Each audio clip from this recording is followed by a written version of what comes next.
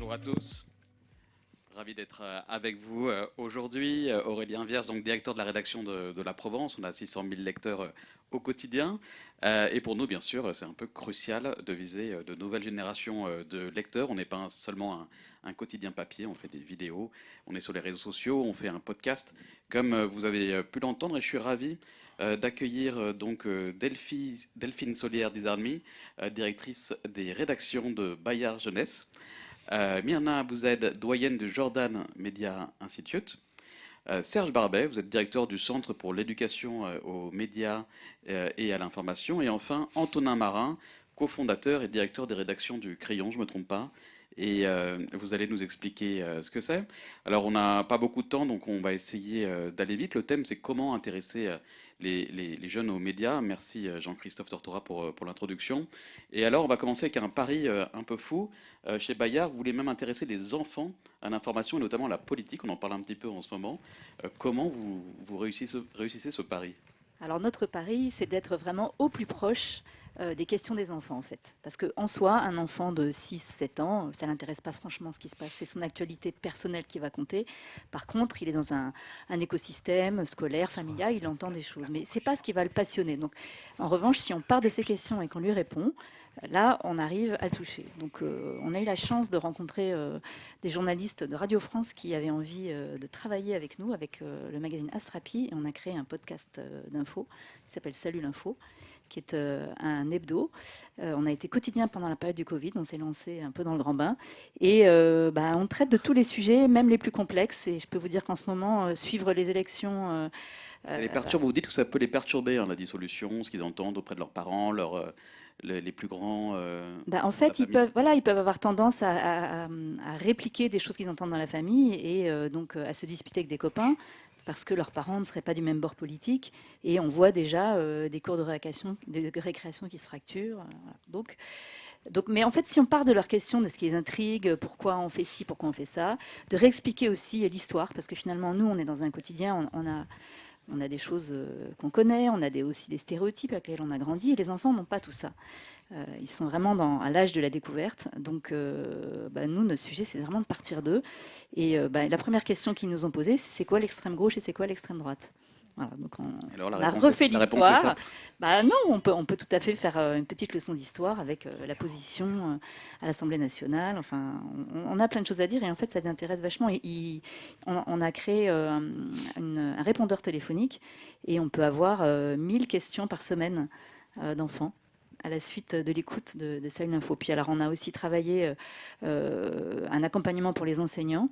On a fait plusieurs webinaires. On a eu 50 000 enfants connectés en même temps pour expliquer notre métier, le métier de photojournaliste par exemple, le travail sur les images, est-ce que les images sont toujours vraies, voilà, sur tous ces sujets d'actu. Donc moi je Vous pense avez qu'on peut sorti un livre intéresser, aussi, un livre, c'est ça pour... oui, pour expliquer la démocratie aux enfants. C'est extrêmement important. Ils sont vraiment à l'âge, ce qu'on appelle l'âge de raison, 7 ans, mais en fait déjà, dès la petite enfance, dès 3-4 ans, ils commencent à se poser des questions. Hein. Si vous avez eu des petits qui vous posent des questions invraisemblables, c'est quand ils commencent à prendre conscience que l'univers est moins fini que la maison, que c'est beaucoup plus grand, que les choses sont plus complexes.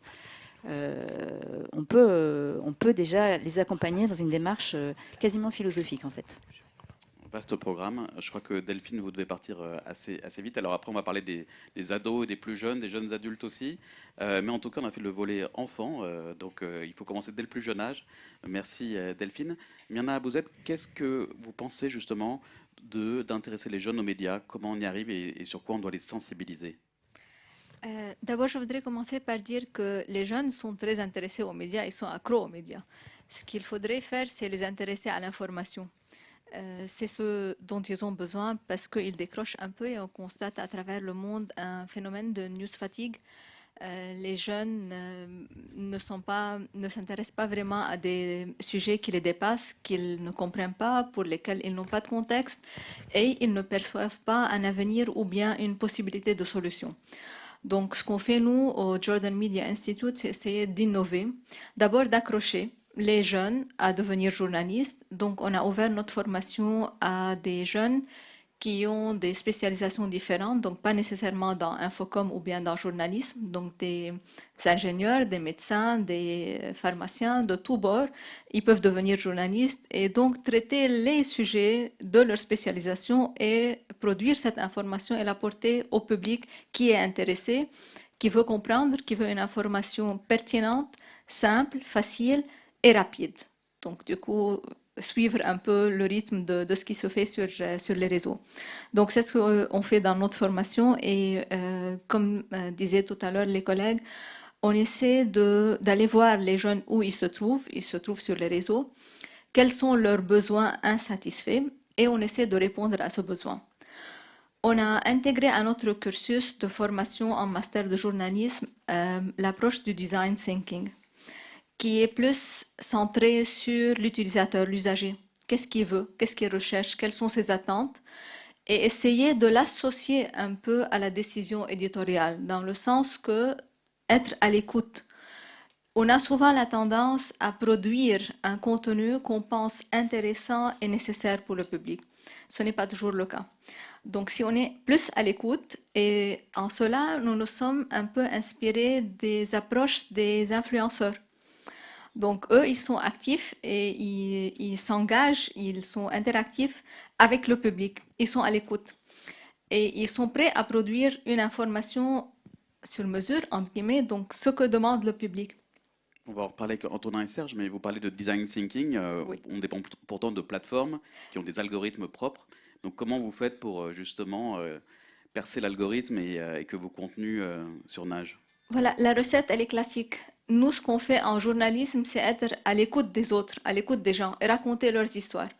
Donc, ce qu'on apprend à nos étudiants, c'est aller voir les gens là où ils sont, dans leur communauté, dans leur ville, dans leur région, raconter leurs histoires et vous avez déjà une audience naturelle, je veux dire. Et cette audience naturelle va vous rapporter. Et surtout, cultivez la confiance de votre audience. Construisez votre audience et cultivez sa confiance. Quand vous êtes crédible, et là on essaie aussi de réhabiliter les médias et les journalistes dans leur rôle de médiateurs et de référence, avec ce qu'on voit comme spread of misinformation and fake news. Les gens ont besoin de références et les médias et les journalistes doivent jouer ce rôle de référence. C'est-à-dire que si sur mon fil d'actualité, je tombe sur une information qui est fausse ou bien qui est manipulatrice, je dois pouvoir vérifier cette information auprès d'une source crédible, fiable. Les journalistes doivent jouer ce rôle. Donc c'est ce qu'on fait dans la formation, mais aussi on complète cela par un autre travail en éducation aux médias. Parce que nous pensons que le public aussi doit reconsidérer le rôle de médiateur des journalistes, essentiel pour une société démocratique. Les médias sont essentiels pour le débat d'idées. On voit là les logiques des algorithmes et surtout les logiques des réseaux sociaux qui enferment les gens dans des bulles, les filter bubbles. Et donc ça rend presque impossible de créer une opinion de fédéré. Au contraire, on voit en politique plus des approches de division, de discrimination, de surenchère sur l'autre qui est différencié, diabolisé, etc.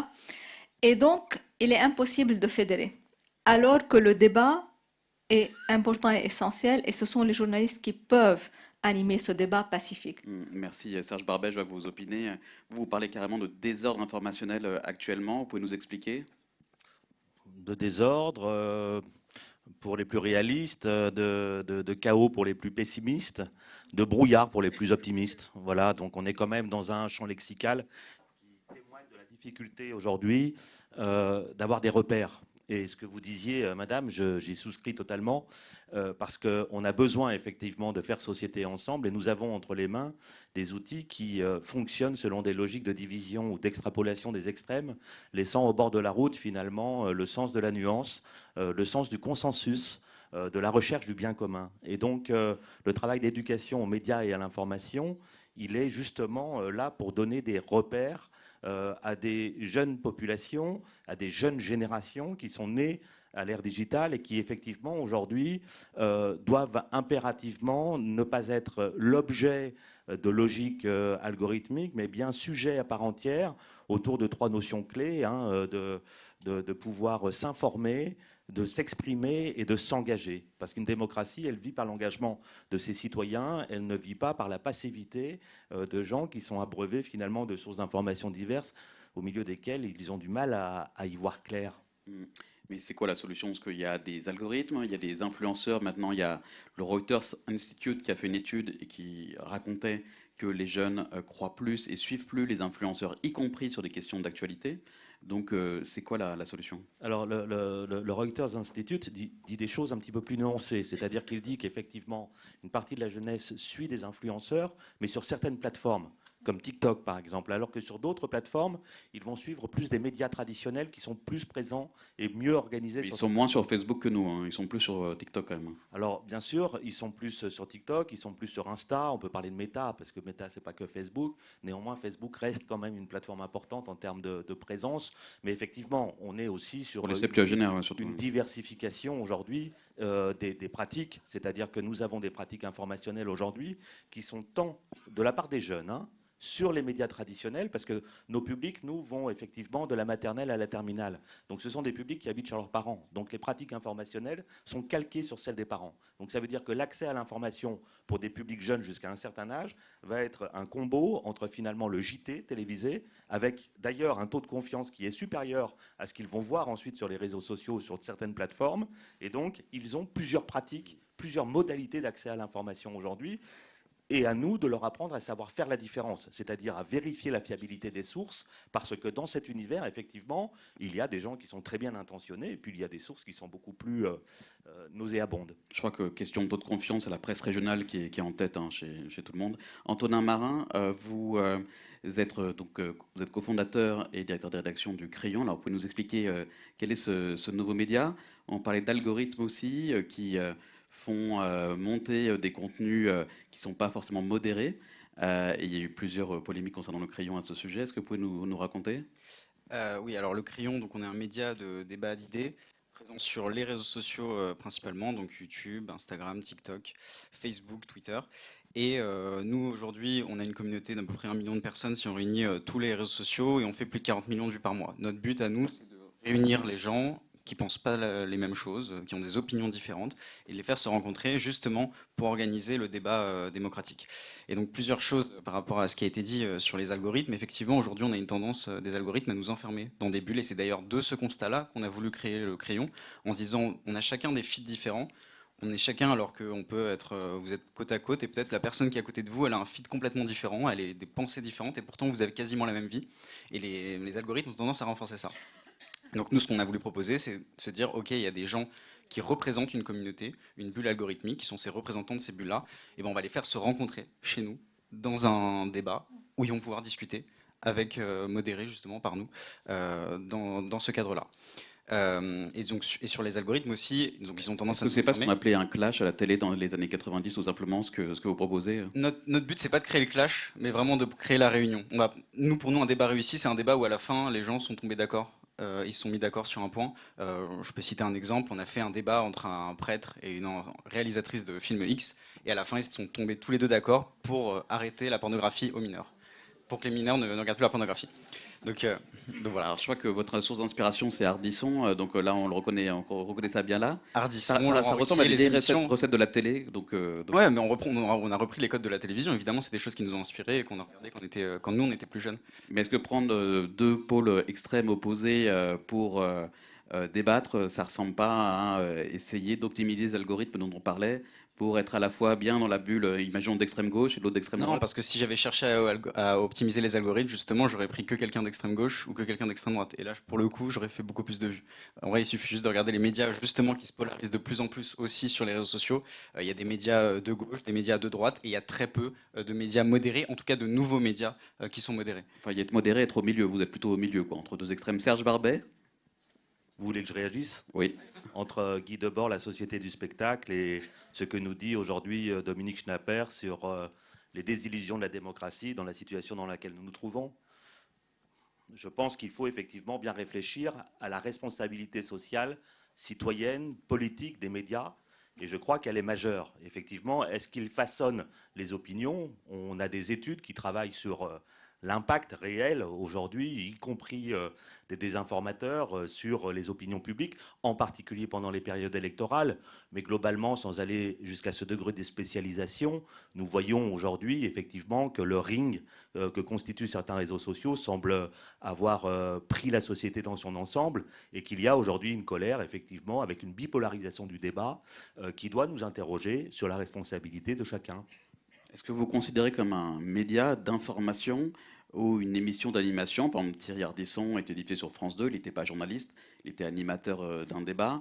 Vous n'êtes pas journaliste, vous êtes cofondateur, vous êtes directeur des rédactions d'un média un peu étrange, enfin alternatif ou nouveau en tout cas. Comment est-ce que vous pensez que vous produisez de l'information, ce qui veut dire la vérifier, la recouper pour de l'information originale, ou animateur d'un débat, ce qui est aussi très louable? Alors, on a plusieurs formats, effectivement. Là, j'ai parlé du format de débat, donc qui est principalement sur YouTube. On a aussi des personnalités qu'on reçoit sur nos réseaux sociaux, des personnalités qui viennent parler de sujets, de différents sujets sociétals et pas forcément des sujets qui peuvent être extrêmement clivants.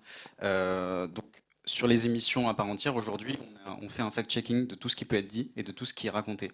La source d'information, c'est nos invités dans tout ce qu'ils vont raconter dans les débats. En revanche, nous, en tant que journalistes, on n'apporte pas l'information, si ce n'est le fact-checking, qui est apporté en fonction de ce qui est raconté et dit dans nos émissions. Donc voilà. Je ne sais pas si je réponds à la question. Tout à fait. Serge, vous voulez réagir aussi ou... Le pluralisme et l'indépendance des médias, c'est quelque chose qui est important. Et je reviens toujours à ce terme de l'enjeu démocratique. Et c'est la façon dont au Clémy nous travaillons avec l'ensemble aujourd'hui de la sphère médiatique, de tous ces acteurs, qu'ils soient des groupes de l'audiovisuel public, comme des groupes de l'audiovisuel privé, des journaux dans leur ensemble, de l'Alliance pour la presse d'information générale, des radios indépendantes, des radios associatives. Et notre but, c'est finalement de renforcer le sens critique des jeunes générations. C'est-à-dire de leur comprendre qu'un même sujet peut être traité différemment selon la nature du média. D'un média d'opinion, ça existe, des médias d'opinion, ça existe. Pourquoi sont-ils des médias d'opinion? Quels sont leurs modèles économiques? Qui sont les actionnaires des médias? C'est-à-dire qu'il est important aujourd'hui d'apprendre finalement à ces jeunes générations qui vous parlent. Ça nous semble extrêmement important. Mais de la même manière, ça nous semble extrêmement important de pouvoir éduquer ces nouvelles générations au fonctionnement des plateformes et des réseaux sociaux numériques. De la même manière, quel est le modèle économique, quelle est la logique algorithmique derrière qui est déployée et quels sont effectivement les risques qui en découlent. Et donc, évidemment, à l'échelle de l'éducation nationale, 870 000 enseignants, on voit que la tâche est immense. On voit qu'avec Nathalie Sonac, on a fait des efforts ces dernières années considérables pour gagner en moyens et puis pour travailler plus intensément. On organise la semaine de la presse et des médias dans l'école. C'est 300 000 enseignants qui participent chaque année. On a de plus en plus de médias qui viennent vers l'éducation nationale pour faire ce travail à nos côtés. Ce que disait la représentante tout à l'heure du groupe Bayard, et nous nous connaissons bien, évidemment, est un exemple aujourd'hui de ce que l'on fait pour apprendre l'info aux jeunes. Donc oui, on est sur un sujet majeur pour le futur de nos démocraties. Et inculquer cette culture médiatique et numérique, aujourd'hui, je pense que c'est la priorité vitale pour l'éducation nationale. Delphine, vous en pensez quoi, y compris de ces nouveaux médias comme Le Crayon qui apparaissent? Alors ça m'intéresse beaucoup parce que nous on réfléchit évidemment, puisqu'on a des magazines pour les enfants, même les tout petits, pour les bébés Poppy jusqu'à Phosphore pour les lycéens. Vous pensez bien qu'on réfléchit aussi aux autres manières d'être média. Et aujourd'hui, les plus de 15 ans, il n'y en a que 2% qui lisent de la presse papier. Donc autant vous dire qu'on réfléchit, on regarde de très près ce qui se passe sur les réseaux et on projette de lancer un magazine digital pour les lycéens courant 25. Mais ce qui est très intéressant dans ce que disait Serge, et je pense que c'est une manière de comprendre l'information, c'est que les enfants et les jeunes commencent à faire de l'information. Et à partir du moment où on peut apprendre à interroger, à s'enregistrer, à se filmer, à vérifier les informations, on rentre dans l'intérêt pour le média. Ça, c'est la première des choses. Et la deuxième chose, on n'attrape pas les mouches avec du vinaigre et il faut aussi leur proposer des sujets de passion. C'est-à-dire que si vous parlez jamais de foot, vous parlez jamais des stars, et si vous parlez que de la politique auquel ils ne comprennent pas grand-chose, vous les perdez.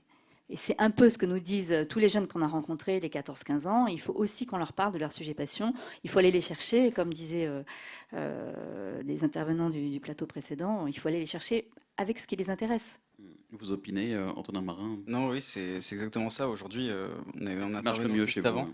Non, mais on avait un intervenant juste avant qui parlait de son compte sur Snapchat. Je ne sais pas si dans la salle, il y a des gens qui ont ouvert Snapchat récemment. Même moi, particulièrement, je vais pas enfin, je vais quasiment jamais sur Snapchat. Et pareil, moi, je suis un grand consommateur de TikTok. Pareil, je ne sais pas si aujourd'hui, il y a un gap aussi générationnel entre les jeunes qui vont consommer beaucoup TikTok, Snap, et les personnes qui sont plus âgées, qui vont aller justement moins sur ces médias-là. Et il y a un vrai sujet d'aller former, de s'intéresser aussi aux sujets qui intéressent en fait les jeunes et qui s'informent sur ces sujets-là. Parce qu'en réalité, ils vont se saisir de ces sujets, ils vont en parler d'une manière ou d'une autre. Et il faut aussi aller les chercher et leur apprendre comment faire. On parlait de justement l'éducation aux médias, comment ça fonctionne, qui est derrière. Enfin, tout ça, c'est des sujets dont il faut s'emparer, et notamment au niveau de l'éducation nationale. Ça, je suis totalement Qu'est-ce qui marche le mieux chez vous là? On parlait de pas seulement leur parler de politique. Qu'est-ce qui marche le mieux chez vous? C'est un très bon sujet. En vrai, qu'est-ce que je pourrais répondre? Il y a plein de sujets. En réalité, nous, des sujets qui fonctionnent très bien, par exemple, c'est un sujet sur les religions. Aujourd'hui, c'est un sujet qui intéresse énormément. À chaque fois qu'on traite d'un sujet sur les religions, c'est un sujet qui va fonctionner, qui va susciter du débat calme et apaisé, pas du tout dans le clash, et pas du tout dans la véhémence, on va dire, dans les commentaires. Au contraire, il y a beaucoup de respect et beaucoup d'intérêt sur les religions. C'est un sujet parmi d'autres qui intéresse beaucoup. Myrna Abouzad, il y a beaucoup de parents dans la salle. Comment, quand un ado a son premier téléphone, sa première connexion, l'accès aux réseaux sociaux, qu'est-ce que vous avez envie de leur dire à ces parents et comment contrôler finalement leur accès à l'information et comment les éduquer à l'information, quoi? Merci pour la question. En effet, c'est très important. J'allais dire que l'éducation aux médias, c'est un effort transversal. Donc, nous, on le fait en académique, les écoles le font, mais ce n'est pas suffisant. Il faut que les médias et les parents se mettent aussi à le faire. Les parents, ça va être la première source, et donc il faut les initier d'abord. J'aimerais attirer l'attention sur un fait que Madame l'a parlé des adolescents. Donc là, nous, on est face à deux cohortes. L'une, la génération alpha, qui est complètement millénaire et donc qui est née à l'âge digital. Et j'aimerais dire, parce qu'on a un peu étudié le terrain, que ces jeunes-là sont nés de parents qui, eux, sont sur les réseaux sociaux et moins sur les médias mainstream.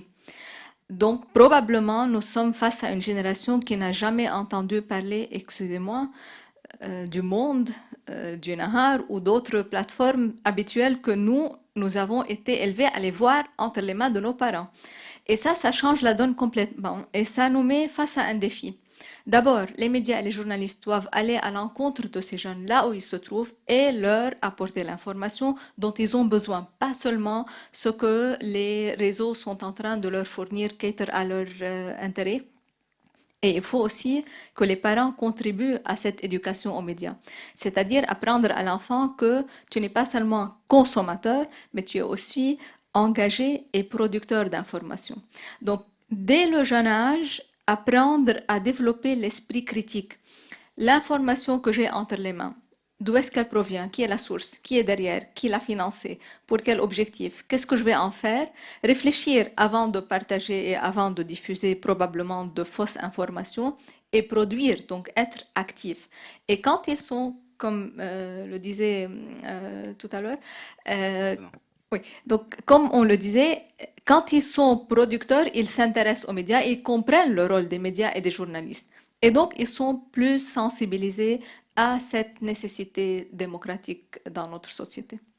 Serge Barbet, à l'heure de l'IA et des bots, il y a une autre menace. On a eu des rapports récemment sur la Russie et l'interventionnisme très fort. On a vu qu'il y avait des comptes, notamment de personnalités d'extrême droite, qui avaient été likés et survalorisés grâce à des bots. Est-ce que ce n'est pas la principale menace actuellement? Guerre hybride, guerre de l'information.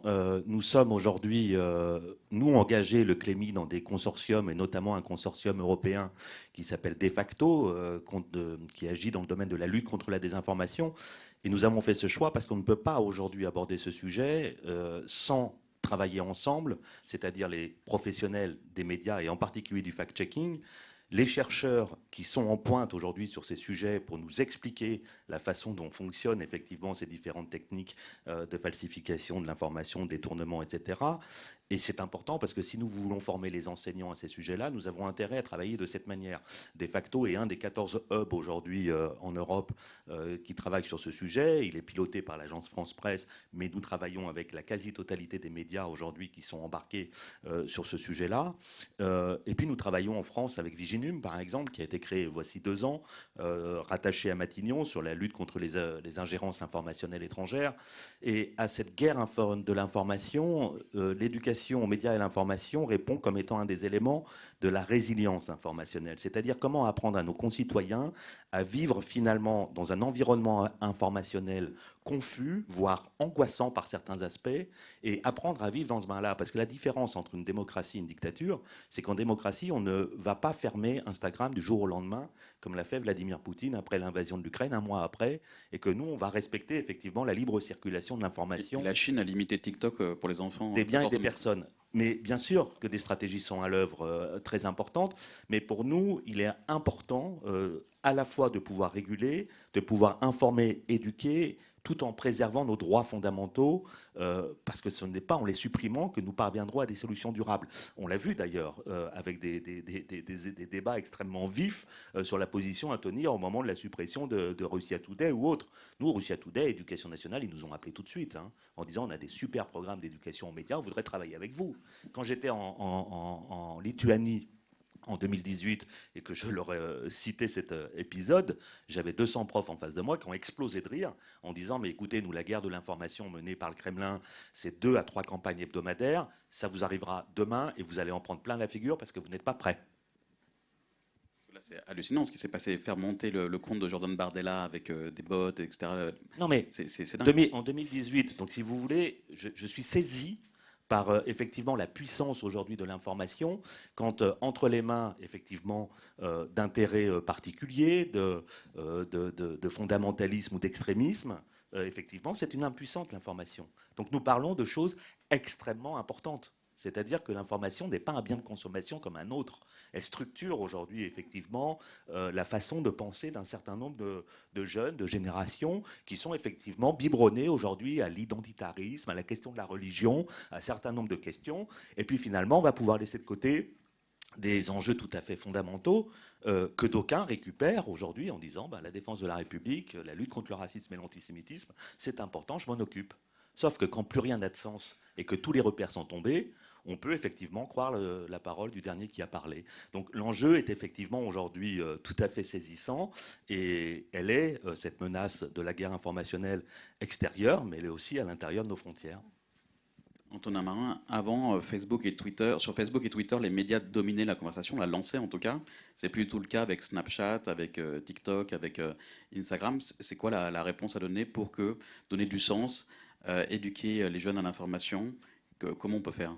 La réponse, elle a été dite. En réalité, c'est nourrir l'esprit critique, essayer d'informer aussi, d'expliquer que il y a des intérêts derrière certaines personnes, certains sujets, que oui, il y a la Russie qui va essayer d'influencer, qu'il y a des comptes qui vont être surlikés, que donc il y a une désinformation par rapport à ça, et que les citoyens s'emparent de ça en se disant, ok, il y a des choses, là on me désinforme sur certains sujets, etc. C'est pas toujours évident, mais je pense déjà ça passe par là, par développer l'esprit critique.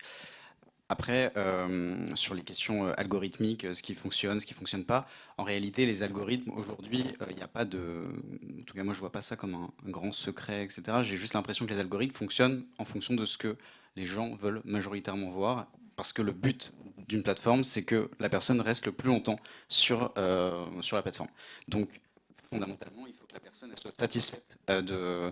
J'ai un bug sur mon micro, mais ça va. Il faut que fondamentalement, la personne soit satisfaite de sa consommation et du temps qu'elle a passé. Et donc, il faut qu'elle ait apprécié le contenu. Et donc, la plateforme va pousser du contenu qu'une personne va apprécier. Et donc, en réalité, il faut se poser la question, en tant que média, quel contenu, aujourd'hui, va intéresser, va capter l'attention, et que justement, sur ces sujets-là d'information, d'esprit critique, nourrir l'esprit critique, quelle forme je peux adopter pour que justement la majorité des gens apprécient ce contenu-là et le voient. Alors, c'est un peu plus compliqué, les algorithmes, quand même. C'est pas juste. On sait très bien que si on regarde du contenu, on va dire modéré, il va tout de suite nous proposer une vidéo soit beaucoup plus extrême et pousser un peu nos instincts les plus bas. Donc c'est un peu plus compliqué que ça, quand même, quoi. Et on a l'impression, quand on regarde le crayon, que justement, mettre un prêtre face à une réalisatrice de film X, on va jouer comme un petit peu avec ces algorithmes pour essayer de retenir l'attention à Oui, tout prix, quoi. mais en tout cas, vous me direz en la regardant, mais j'ai pas l'impression qu'on a attisé, créé du clash, créé du débat. Au contraire, on joue là-dessus, effectivement, sur ce contraste qui va être saisissant. On va attirer la personne pour qu'elle regarde le contenu, mais à la fin, notre but à nous, c'est d'apaiser justement. À la fin de la vidéo, on ressort avec des éléments précis, concrets, sur des faits de chacun, de son vécu, des faits énoncés qu'ils ont pu dire, etc. Et après, à la fin, on ressort sur des gens qui tombent d'accord sur certains sujets, et on sort avec un apaisement, parce que notre constat à nous, c'est justement qu'il y a des... On m'entend, c'est bon. Notre constat à nous, ok, c'est bon. Là, ok, c'est ça. Par le haut, comme ça, super, merci. Donc ce que je disais, c'est que oui, nous, notre constat, c'est justement qu'il y a des gens qui vont se polariser sur les réseaux sociaux, mais au contraire, si on se parle plus, s'il y a plus de débat, s'il y a plus de rencontres, bah au final, on va tous être polarisés d'un camp ou de l'autre, et on va tous se regarder en voulant se combattre en réalité. Donc juste créer un terrain où on peut se rencontrer, on peut discuter, et c'est fondamentalement, enfin ça moi en ce que je crois, c'est se dire bah on va pouvoir se réunir sur des sujets qui sont difficiles parfois, qui sont difficiles à faire se rencontrer et amorcer le dialogue et pas avoir peur de l'autre. On parlait de transparence, il y a beaucoup de nouveaux pure players, comme on dit, de nouveaux sites, de nouvelles chaînes qui apparaissent. Est-ce que vous, quelque part, sur vos comptes, on sait rapidement qui vous êtes, quelle est votre ligne éditoriale, qui vous finance? Ça, c'est des choses, des informations qu'on retrouve rapidement sur vos comptes? On peut le trouver en fait assez facilement. En réalité, nous, on s'est créé, je peux répondre là, on s'est créé il y a 3 ans et demi, 4 ans à peu près. Était rentable à peu près vers un an et demi de fonctionnement. Et il se trouve que l'année dernière, on a levé des fonds en étant rentable. Et on a fait l'acquisition d'un autre média qui s'appelle Les Pépites de France. Et donc aujourd'hui, on est un groupe média, Le Crayon, et c'est accessible sur notre site assez facilement. Et notre ligne éditoriale, elle est simple, c'est ce que je disais, c'est on veut réunir aujourd'hui la société en essayant de justement nourrir cet esprit critique et essayer d'arrêter et d'aller un peu contre cette bulle algorithmique. Serge Barbet, un mot de conclusion, on va bientôt arrêter le débat. On va peut-être vous laisser une minute chacun. Un mot de conclusion, on a vraiment besoin d'une mobilisation collective des acteurs de l'enseignement, les profs, les formateurs, les éducateurs. Nos partenaires médias sont extrêmement importants à nos côtés, justement les professionnels de l'information qui viennent épauler les enseignants qui n'ont pas cette culture médiatique et numérique innée, justement pour intervenir dans les classes. Pas simplement intervenir dans les classes, aider aujourd'hui l'éducation nationale à finalement faire ce corpus de formation. On a des actions de formation des enseignants aujourd'hui en formation continue qui sont faites avec des groupes de l'audiovisuel public. Nous souhaitons les ouvrir plus largement. Nous avons des ateliers sur l'intelligence artificielle information qui sont faits avec Métamédia de France Télévisions par exemple. Et nous voyons bien aujourd'hui que ce travail est à l'œuvre, que c'est un accord entre l'éducation nationale et la sphère médiatique. Elle n'avait rien d'évident il y a quelques années. Et donc c'est intervenir dans les classes, nous aider à faire ces modules de formation, participer aux actions éducatives dans un effort de transparence que les jeunes publics demandent aussi. C'est une exigence qu'ils portent très fortement dans l'accès à l'information. Ils ont besoin de comprendre, de savoir qui leur parle. Et donc, voilà, je pense qu'on a aujourd'hui devant nous un chantier qui est en cours, mais qui est immense. Et donc, on a vraiment besoin de cette mobilisation collective parce que le sujet est grave. Merci. Myrna, vous êtes en un mot, comment intéresser les jeunes aux médias? Si on fallait résumer.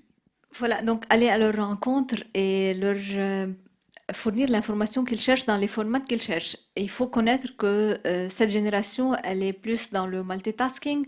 Donc, on a constaté qu'ils aiment écouter l'information. C'est pourquoi le podcast est maintenant un média booming, parce qu'ils peuvent à la fois regarder sur leurs réseaux sociaux, le fil, et écouter l'information. Donc, si on produit cette information et dans les formats qu'ils font, j'aimerais avancer une idée sur le cross-média, c'est-à-dire, tout à l'heure Sarah le disait, les jeunes, oui, ils ont une attention peut-être quelquefois courtes, mais quand le sujet les intéresse, ils peuvent. Et donc, leur donner cette possibilité de choisir le format, diversifier ce que nous allons proposer en médias comme contenu pour que chacun y trouve ce qui lui plaît. Évidemment, ça va nécessiter un coût et des ressources humaines et financières. Il faut qu'on les mette. Et il faudrait aussi que nous croyions à ce que nous servons au public. Nous, les journalistes, nous, les médias, il faut qu'on croie à notre mission, à notre rôle, à ce qu'on fournit et restituer les valeurs et les repères. Un journalisme professionnel, éthique, de qualité qui sert le débat démocratique avec une mission de citoyenneté. Donc c'est là le rôle. Et quand on va le fournir, moi j'aimerais bien croire que les jeunes vont être intéressés. Il faut qu'on fasse cet effort. Il faut, dans cette relation entre les jeunes et les médias, il faut que nous, les médias, nous fassions 2 pas pour atteindre le public jeune. Merci, magnifique. Antonin Marin, un dernier mot? Oui, aujourd'hui, peut-être je l'ai déjà dit ce chiffre, mais 70% des jeunes s'informent principalement sur les réseaux sociaux et principalement sur Snapchat et TikTok. Et je pense que une des solutions justement pour intéresser les jeunes aux médias, c'est que les médias se saisissent des réseaux sociaux et sérieusement aussi en comprenant que les réseaux sociaux, c'est vraiment un moyen d'atteindre ces jeunes et de leur parler des sujets qui les intéressent. Donc je pense que c'est vraiment intéressant aux réseaux sociaux. Merci. Delphine? Ça demande du coup une grande évolution du métier de journaliste. Je le vis actuellement avec transformation d'une rédaction qui était une rédaction print et qui va devenir une rédaction digitale. Donc il faut apprendre à tourner, il faut apprendre à monter, il faut apprendre à écouter différemment. Donc ça, c'est la première chose que je voulais vous dire. Et la deuxième, c'est que moi, je voudrais quand même qu'on ait de l'espoir, en tout cas en France, parce qu'on a une presse jeunesse qui est très vivace. On est le pays au monde où la presse jeunesse est la plus déployée. Si je prends par exemple un magazine, bon il est chez nous, mais c'est J'aime lire, c'est le magazine le plus lu par des enfants, il y a 3 millions de lecteurs chaque mois. Le journal de Mickey, qui n'est pas chez nous, a aussi une audience absolument colossale. Ça veut dire qu'on a des enfants qui sont déjà habitués à ce rendez-vous de la presse, qui savent qu'ils vont trouver des informations, des rubriques différentes, et pas que l'information sociétale, mais aussi l'information plus ludique sur tous les sujets qui les intéressent. Et ça crée une habitude de presse. Donc après, à nous effectivement de suivre les lieux sur lesquels ils sont et d'apprendre à nous adresser différemment à eux et de savoir que effectivement notre métier va très probablement considérablement changer dans les années à venir. Merci à tous, c'était passionnant. Merci à vous.